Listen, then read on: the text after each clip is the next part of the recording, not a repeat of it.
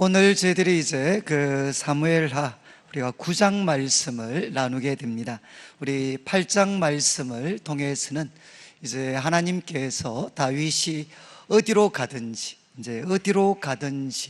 이기게 하시는 내용들을 우리가 살펴봤습니다. 여러분, 이제 어디로 가든지 하나님께서 다윗을 이기게 하셨습니다.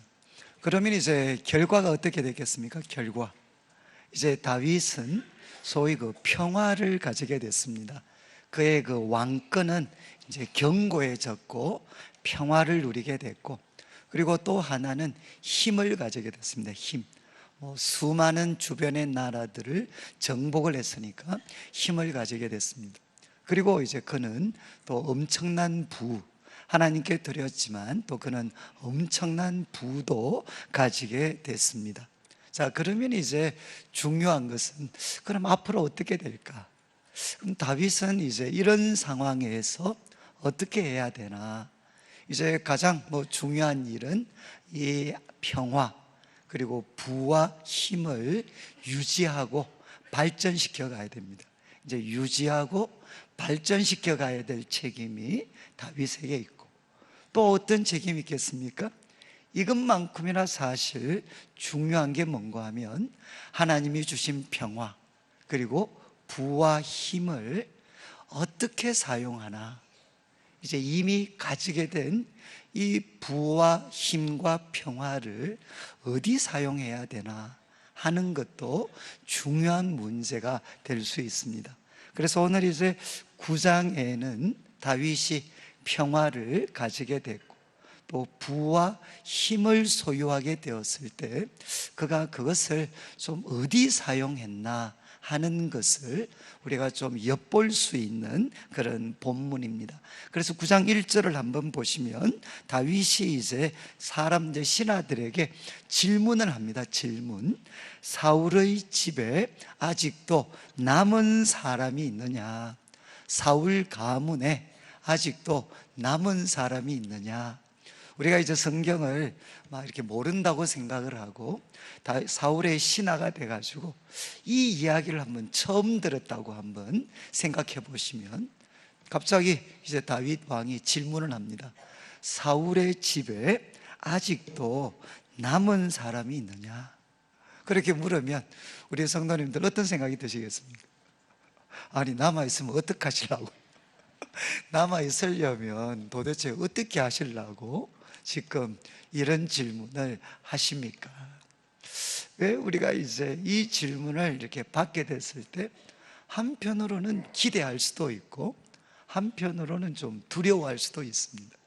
그 이유는 뭔가 하면 우리가 살고 있는 이 세상은 힘을 가지게 되고 그리고 또 부와 평화, 힘을 가지게 되면 많은 경우에 과거에 우리를 힘들게 했던 사람들을 보복하게 됩니다. 손을 보게 됩니다. 그래서 우리 지난주에 이제 총선이 끝났습니다. 그리고 결과가 참 많은 사람의 기대하고는 좀 달랐습니다. 그러면 사람들이 좀 걱정합니다. 무슨 걱정을 하죠? 이제 보복하지 않을까? 뒤집혔으니까 보복하지 않을까? 우리는 이 보복이라는 것에 대해서 참 익숙합니다. 그런데 이제 다윗은 그가 힘과 부를 가지게 됐을 때 자기를 가장 힘들게 했던 사울의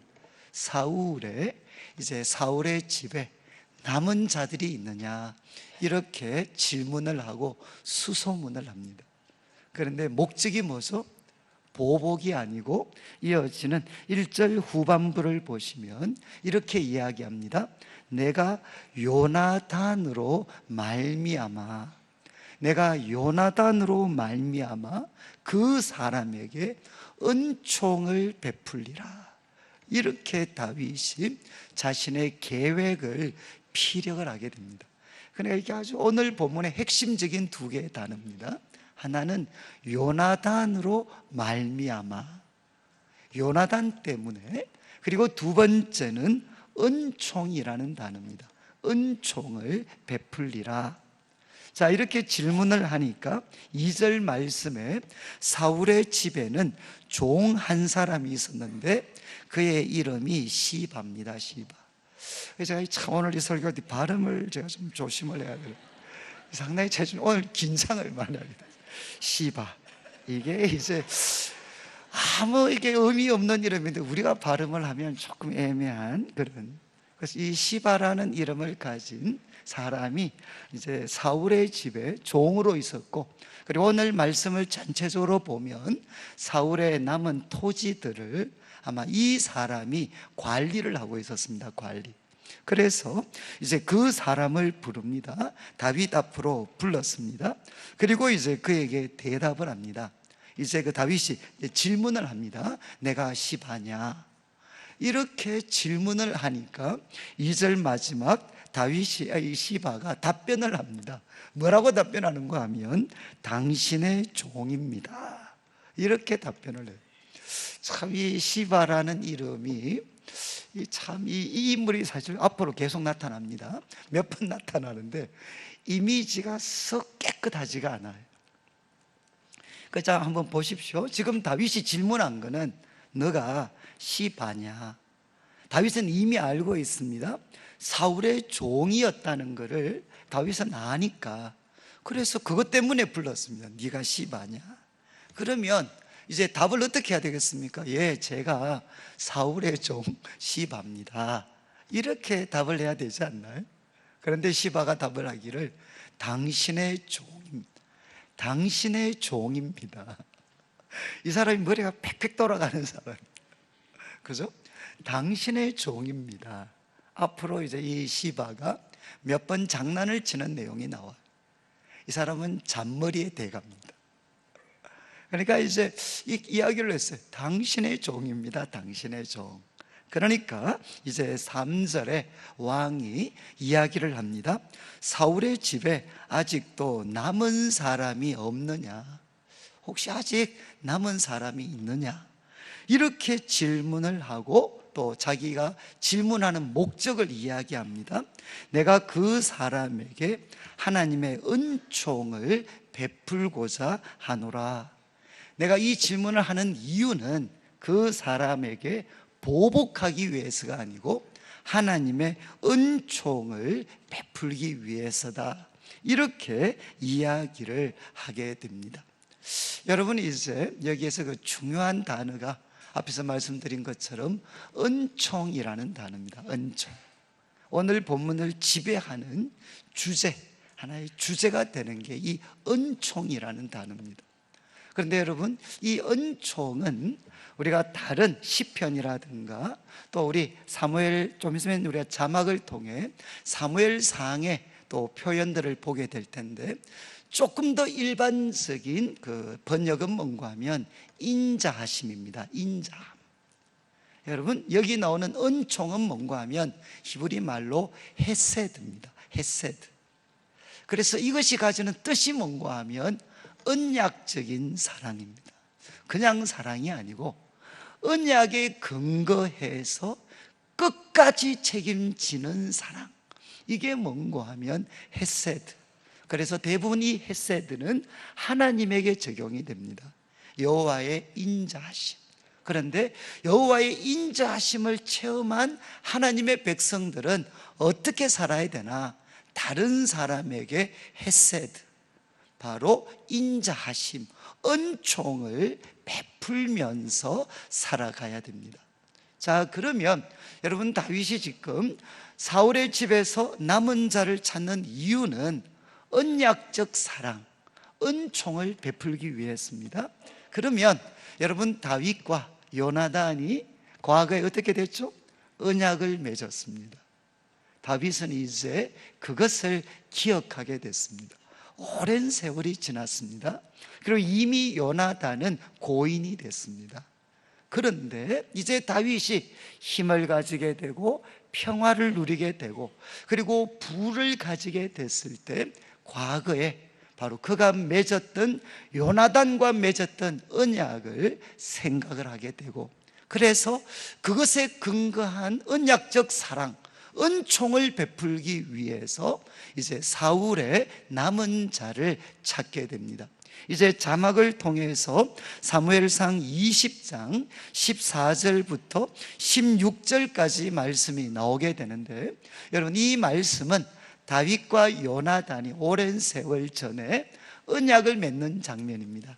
여러분, 사울이 집요하게 다윗을 죽이려고 했을 때 처음에 그를 참 지켜주고 보호해줬던 인물이 바로 요나단이었습니다. 그런데 이제 요나단도 자신의 힘으로서는 더 이상 죽이려고 하는 아버지 사울의 손에서 다윗을 지켜줄 수가 없습니다. 그래서 이제 이 사무엘상 20장에 다윗과 요나단이 언약을 맺고 이제 이별을 하게 되는 그런 내용입니다. 지금 이 14절 말씀 다시 한번 보시면 이렇게 되어 있죠. 이제 14절에 다윗, 이제 요나단이 이야기를 합니다. 요나단이 이렇게 무엇이라고 이야기를 하는가 하면, 이제 너는 내가 사는 날 동안에, 지금 도와주는 사람이 요나단인데 요나단이 다윗 보고 지금은 내가 너를 도와준다. 그런데 요나단은 이미 알았습니다. 앞으로 상황이 바뀔 거라는 것을 요나단은 아마 알았던 것 같습니다. 그래서 다윗 보고 너는 내가 사는 날 동안에 여호와의 인자하심을 내게 베풀어서, 인자하심이 등장하죠. 여호와의 인자하심을 내게 베풀어서 나를 죽지 않게 할 뿐 아니라. 자, 이제 15절 말씀, 참 이 가슴 아픈 그런 내용인데, 여호와께서 너 다윗의 대적들을 지면에서 다 끊어버리신 때에도, 여러분 다윗의 대적들을 여호와께서 지면에서, 땅 위에서 다 끊어버리신 때, 여기에 누가 포함이 되겠습니까? 앞으로 자기 아버지가 포함이 되고 어쩌면 자기 집안 사람들도 포함이 될 수 있습니다. 그러나 요나단은 이거 감수하고 이야기하죠. 여호와께서 너 다윗의 대적들을 지면에서 다 끊어버리신 때도, 잘 보십시오, 너는 내 인자함을, 내 인자함, 14절에는 여호와의 인자하심, 15절에는 내 인자함을 내 집에서 영원히 끊어버리지 마라. 여러분 14절은 자기 자신에 대한 겁니다. 요나단. 15절은 누구에 대한 거죠? 자기 집에 대한 것입니다.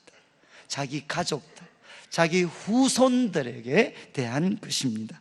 그래서 너는 내 인자함을 내 집에서 영원히 끊어버리지 마라. 그리고 16절 이렇게 이야기하고 요나단이 다윗의 집과 언약을 맺습니다. 그리고 이렇게 이야기합니다. 여호와께서는 다윗의 대적들을 치실지어다. 이렇게 언약을 맺고, 혹시 여러분 기억하시나요? 이제 요나단이 아버지 사울의 진심을 확인하기 위해서 이제 이야기를 합니다. 그거 확인한 다음에 다윗에게 어떻게 알려줍니까? 화살을 쏘잖아요. 화살을 이쪽 방향으로 쏘았다라고 이야기하면 사인이, 아버지가 너에 대한 마음 돌이켰다, 이제 안전하니까 돌아와라, 이런 사인이고, 또 다른 방향으로 화살을 쏘면 야, 안 된다, 빨리 도망가라, 이렇게 화살을 통해서 서로가 이제 내용들을 이제 서로 언약을 맺습니다. 그런 다음 이제 42절 마지막 구절 말씀이 나오게 되는데 이렇게 이야기를 합니다.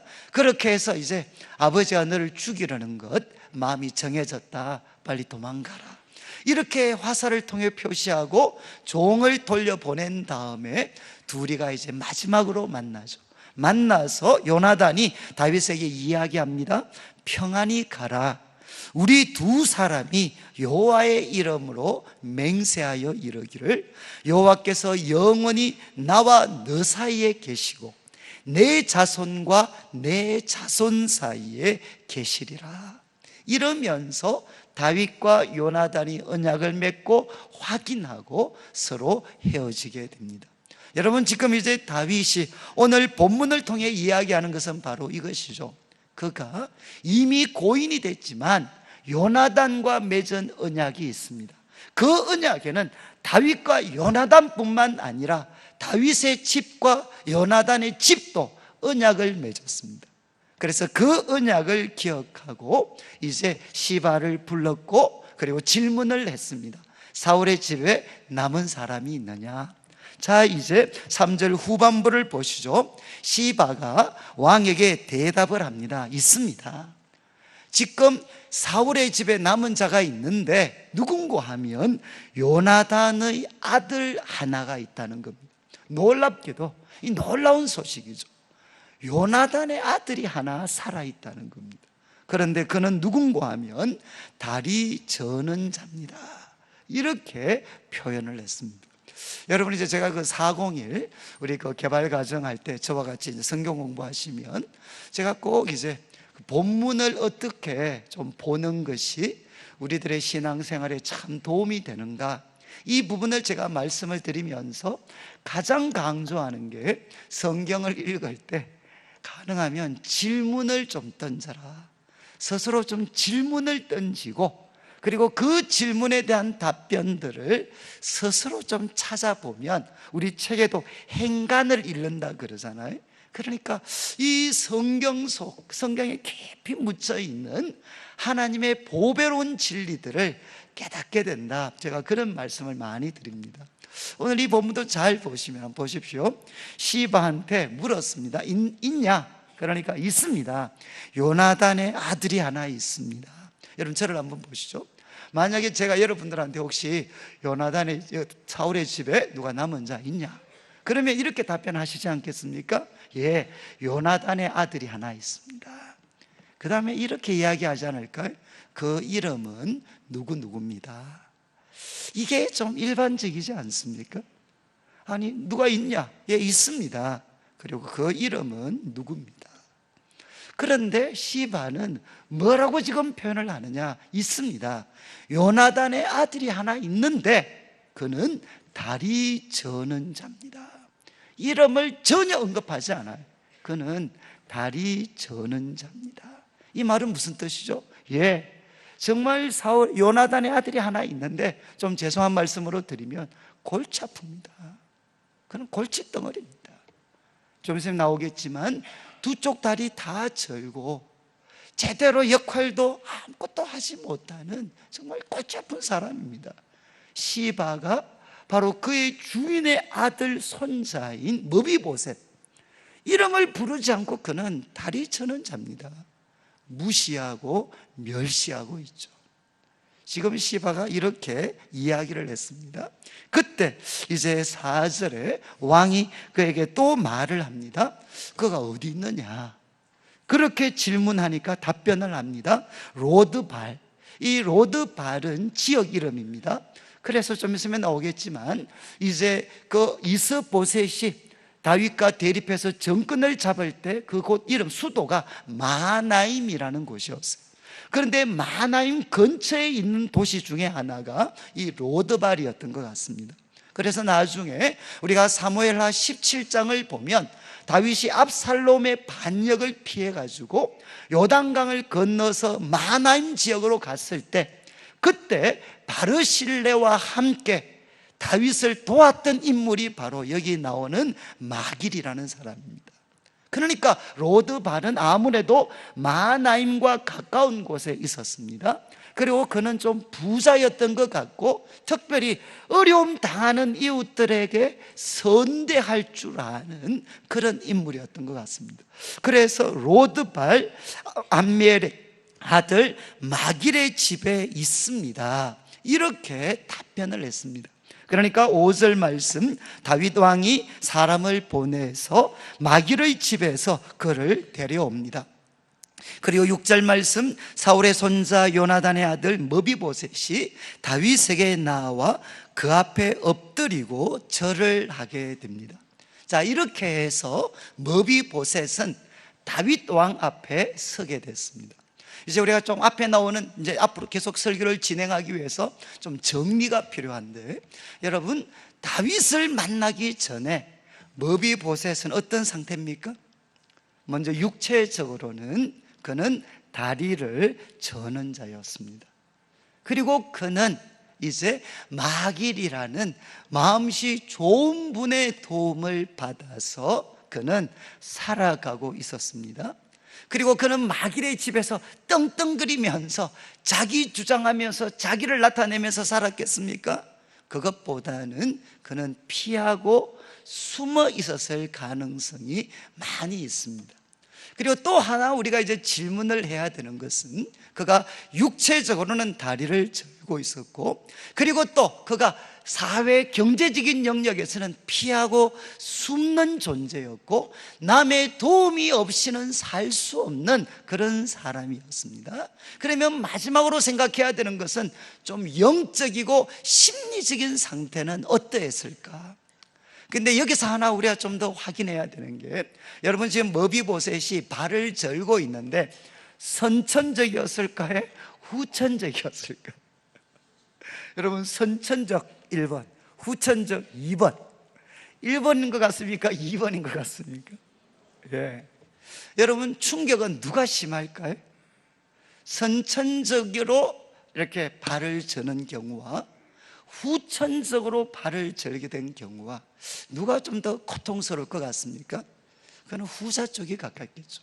이제 자막이 하나 더 나오는데, 사무엘하 4장 4절을 보면 이제 머비보셋이 왜 다리를 절게 되었는가, 발을 절게 되었는가 하는 이유가 나옵니다. 4장 4절 자막을 보시면 이렇게 되어 있죠. 사울의 아들 요나단에게 다리 저는 아들 하나가 있었다. 그리고 이름은 머비보셋이다. 전에 사울과 요나단이 죽은 소식이 이스라엘에서 올 때, 이해하시겠죠? 사울과 그리고 요나단이 그 블레셋과 싸우다가 죽었다라는 소식이 이제 들려왔습니다. 그때 이제 머비보셋은 몇 살이었느냐? 5살이었다는 거죠.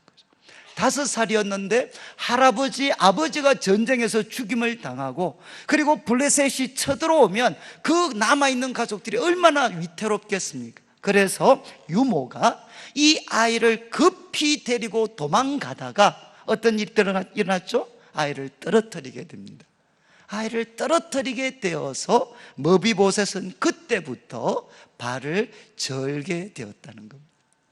여러분, 이제 머비보셋이라는 인물은 조금 제가 비약해서 말씀을 드리면 바로 사울 가문, 몰락한 사울 가문, 그리고 불행에 빠진 사울 가문의 상태를 나타내는 하나의 아이콘일 수도 있습니다. 여러분, 이제는 몸을 절고 있습니다. 그리고 사회적으로는 숨고 피하고 있습니다. 그리고 그것은 후천적이었어요. 그 가정이 몰락했습니다. 그런데 도망도 제대로 못 가서 떨어져서 지금 이렇게 불구가 되어져 있습니다. 그러니까 그의 심리적인 것, 영적인 상태는 어떻겠습니까? 결국 누구에게 화살을 돌렸을까요? 많은 경우에 나를 이렇게 만든 것, 태어날 때는 금수저 물고 태어났는데 나를 이렇게 몰락시킨 사람은 누군가? 결국 누가 되죠? 다윗이죠. 다윗. 어쩌면 그는 다윗을 향해서 정오와 그리고 분노의 화살들을 아마 날리고 살았을 겁니다.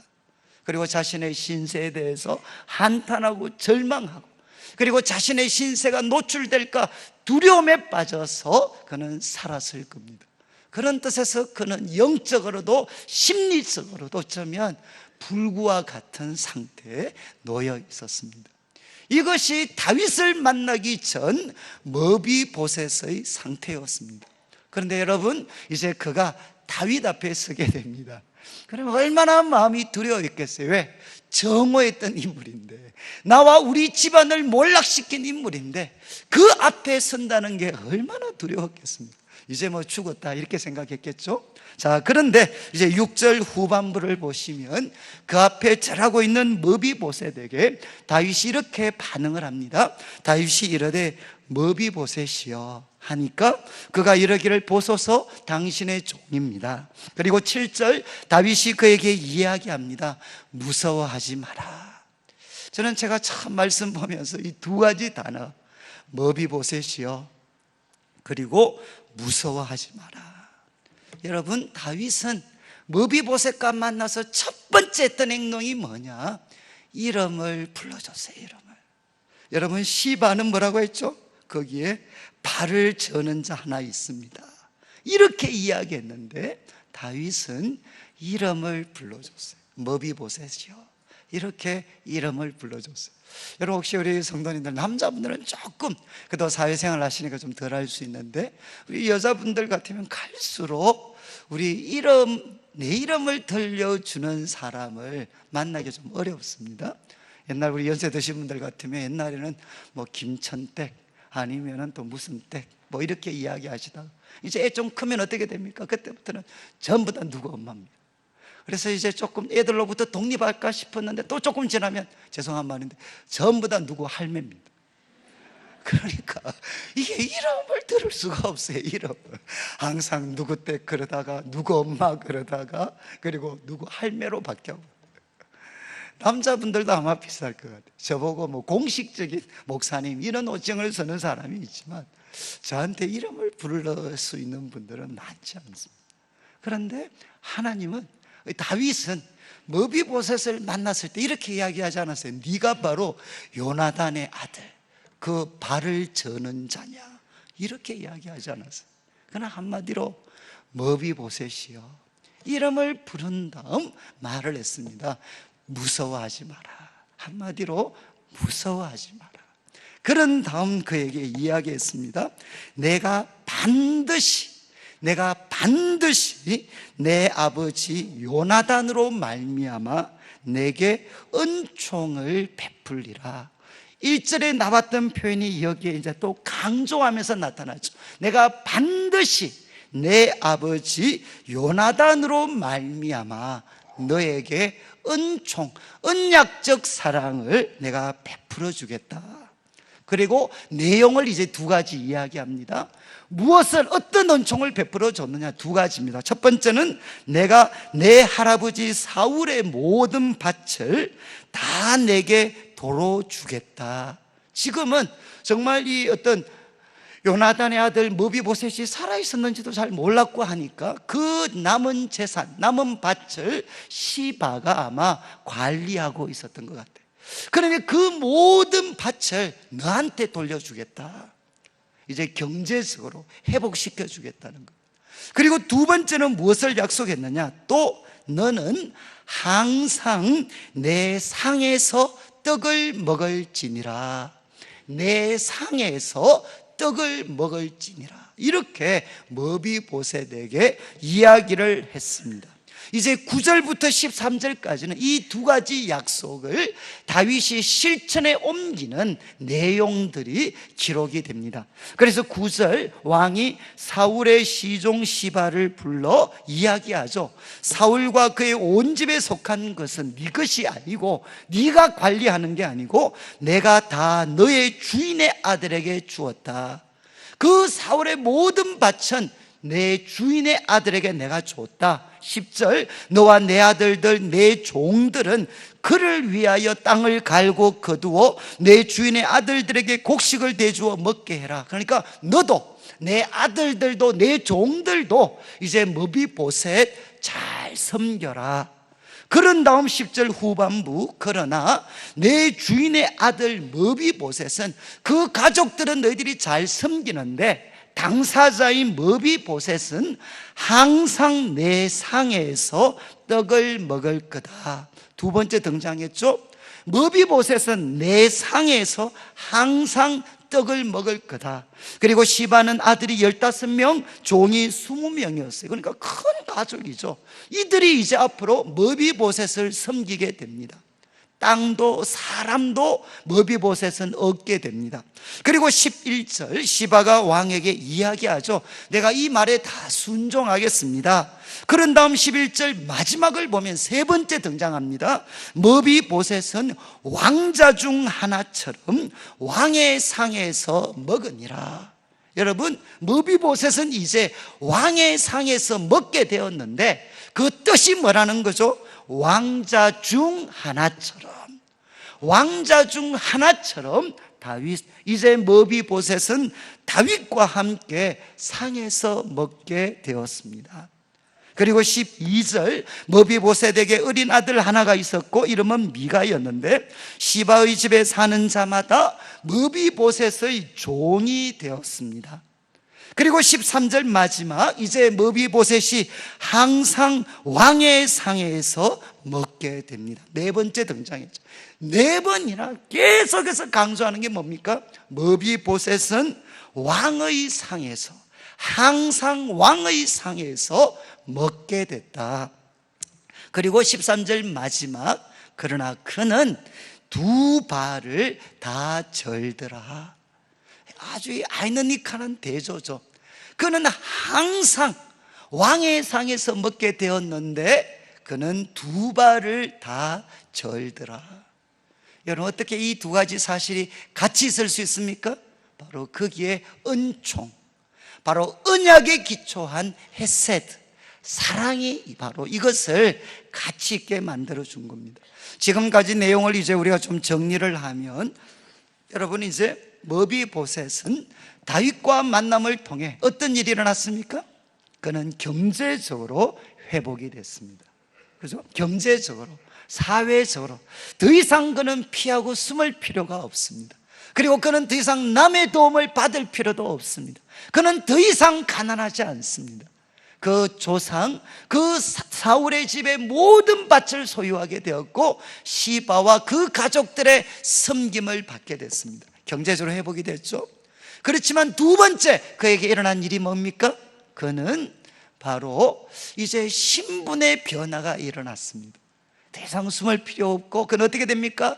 왕의 상에서 왕과 항상 함께 먹는 왕자 중 하나처럼 그는 되어 버렸습니다. 그리고 여러분, 세 번째, 그의 영적이고 심리적인 상태는 어떠했겠습니까? 8절 말씀을 보십시오. 이런 약속을 했을 때 머비보셋이 이렇게 이야기합니다. 그가 절하여 이르되 이 종이 무엇이기에 왕께서 죽은 개 같은 나를 돌아보시나이까. 자기를 스스로 지칭할 때 죽은 개만큼도 못한 나를 어떻게 왕이 이렇게 돌아보십니까? 여러분, 이제 머비보셋은 더 이상 분노와 미움에 그리고 정오심에 사로잡혀서 살아가는 게 아니라, 자신을 갉아먹고 남에게 고통을 주면서 살아가는 게 아니라 그는 감격 가운데 감사함으로 살아가는 거죠. 어떻게, 내가 도대체 무엇이라고 당신이 나에게 이런 놀라운 은혜를 베풀 수가 있습니까? 이제 그는 감격과 감사 가운데 살아갑니다. 그리고 주위 사람들은 머비보셋을 볼 때마다 어떻게 생각했겠습니까? 과거에는 그를 알고 있었던 사람은 그는 불행의 하나의 상징이었어요. 불행의 아이콘이었습니다. 그러나 지금 그는 어떤 사람이 되었죠? 모든 사람들이 부러워하는 그런 부러움의 대상으로 그는 바뀌게 됐습니다.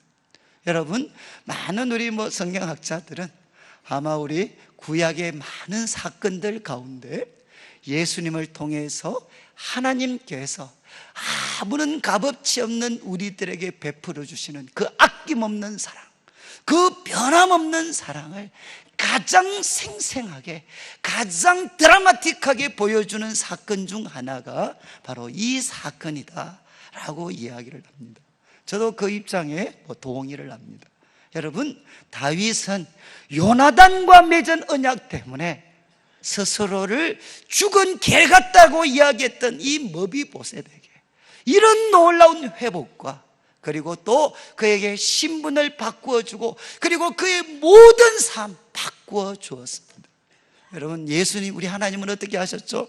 바로 예수님과 맺은 언약 때문에. 여러분, 알고 계시나요? 하나님께서 그의 독생자 예수님과 언약을 맺으셨어요. 새 언약. 무슨 내용이냐? 우리 예수님은 이 땅에 육신의 몸을 입고 오셔서 그분은 우리들의 죄를 짊어지시고 죽기까지 그분은 순종하십니다. 그러면 하나님은 그 예수님을 믿는 자들에게는 영원한 생명을 선물로 주시기로 하나님과 예수님 사이에 언약을 맺으셨어요. 그래서 우리가 예수님을 믿게 될 때 하나님은 바로 이 예수님으로 말미암아 하나님은 다윗이 줄 수 있는 은총과는 비교도 되지 않는 놀라운 은총을, 놀라운 인자하심을 우리들에게 베풀어 주십니다. 그래서 우리는 어떻게 됐습니까? 우리는 예수님을 믿게 되었을 때 여러분, 우리들의 삶에 놀라운 회복이 주어졌습니다. 우리는 바로 만왕의 왕 만주의 주님이신 하나님과 식탁에서 교제할 수 있는 그 사랑의 교제의 길이 열리게 됐습니다. 그리고 우리는 더 이상 죄인이 아닙니다. 우리는 발을 저는 자도 아닙니다. 우리는 누구냐? 하나님의 아들이요 하나님의 딸입니다. 그리고 그분의 부유하심으로 하나님은 그분의 아들과 딸이 된 우리를 주님께서는 반드시 회복시켜 주십니다. 여러분, 성경 이제 한 구절 마지막으로 자막에 이제 요한 1서 4장 18절 말씀이 나오는데, 여러분 4장 18절에 이렇게 사도 요한이 이야기했습니다. 사랑 안에 두려움이 없습니다. 그리고 온전한 사랑이 두려움을 내어 쫓습니다. 여러분, 바로 그 머비보셋의 삶을 지배하고 있었던 두려움은 다윗의 온전한 사랑을 통해 내어 쫓았습니다. 마찬가지로 지금도 우리들의 존재를 듣고 있는 그 두려움은 누구만이 내쫓을 수가 있느냐? 그것은 온전한 사랑, 예수님께서 이 두려움을 내어 쫓을 수가 있습니다. 여러분, 저는 이제 오늘 이 말씀을 묵상하면서 뭐 어쩔 수 없이, 저도 이제 예수님을 처음 만났을 때, 여러분 참 제가 처음 예수님을 만났을 때 그때를 다시금 기억하게 되고 그 순간으로 다시 한번 돌아가 봤어요. 여러분, 바로 우리가 머비보셋과 같은 은혜를 입은 사람들이잖아요. 그래서 제가 참 다시금 30년도 전에 제가 대학교 3학년 때 주님을 만났을 때 나는 그때 누구였을까? 누구? 저도 그때 사실은 참 가난했고, 그리고 이 세상이 너무 무서웠고, 그리고 내가 어떤 선택을 해야 되는지 무지했고, 그리고 이 세상이 너무 싫었어. 그리고 내가 가진 조건, 이런 것들이, 능력들이 너무 이렇게 싫었어. 그래서 저는 참 제 자신조차 감당하는 게 너무너무 어려웠습니다. 그런데 이제 주님께서 저에게 찾아오셔서 정말 모순덩어리였고 영적으로 불구자와 같았던 저에게 말씀을 하셨어요. 바로 예수님 때문에, 너 때문이 아니라 너를 위해서 십자가에 못 박혀 죽으시고 3일 만에 부활하신 이 예수님 때문에 나는 너를 부끄러워하지 않는다. 그리고 주님이 말씀하셨어요. 너는 예수님 때문에 너는 내 사랑하는 아들이다. 나는 너를 기뻐한다. 이렇게 말씀을 해주셨어요. 그래서 저는 제가 예수님 통해서 하나님의 은총, 그 은약적인 사랑을 받게 되었을 때 저에게 주어진 가장 놀라운 일은 뭔가?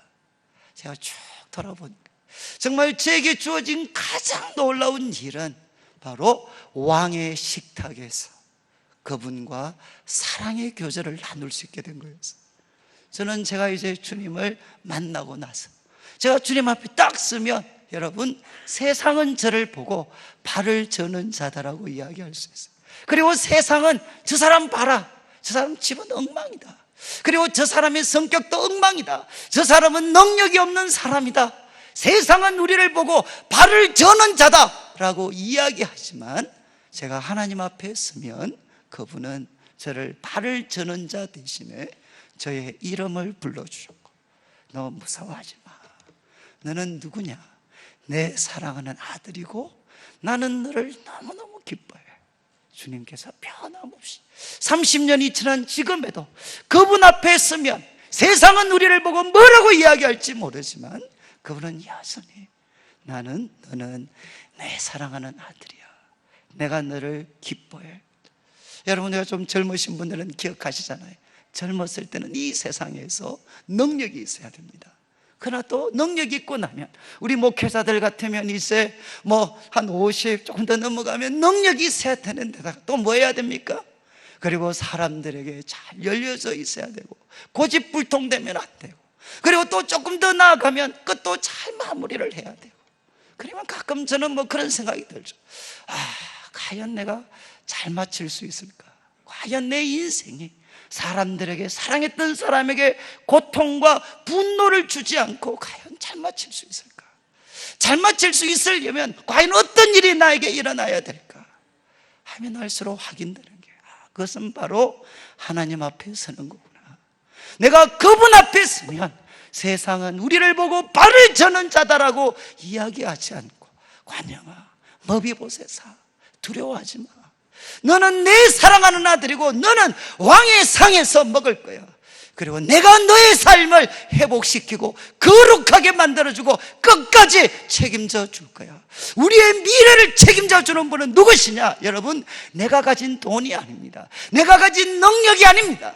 하나님만이 우리들의 미래를 책임져 줄 수가 있습니다. 오늘 말씀 이제 마무리하면서 여러분, 오늘 설교의 결론은 아주 간단합니다. 여러분, 머비보셋의 마음을 가지고 다윗처럼 사는 것입니다. 여러분, 머비보셋의 감격만 이야기하면 반쪽입니다.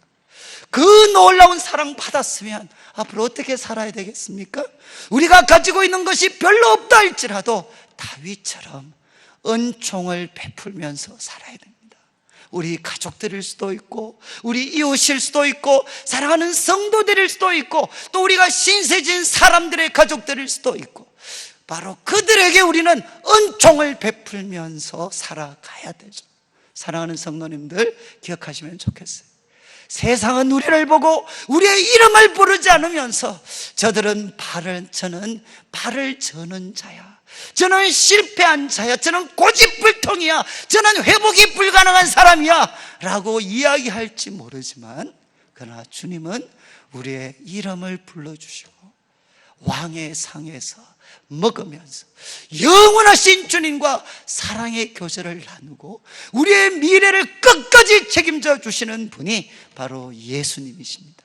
이 예수님이 주신 온전한 사랑, 온전한 사랑이 우리 성도님들의 마음을 가득 채워서 우리 성도님들의 삶을 사로잡을 수 있는 두려움이 이 시간 예수 이름으로 떠나가고 다시금 머비보셋의 감격을 가지고 다윗처럼 살아가는 우리 성도님들 되시기를 주님의 이름으로 축복합니다.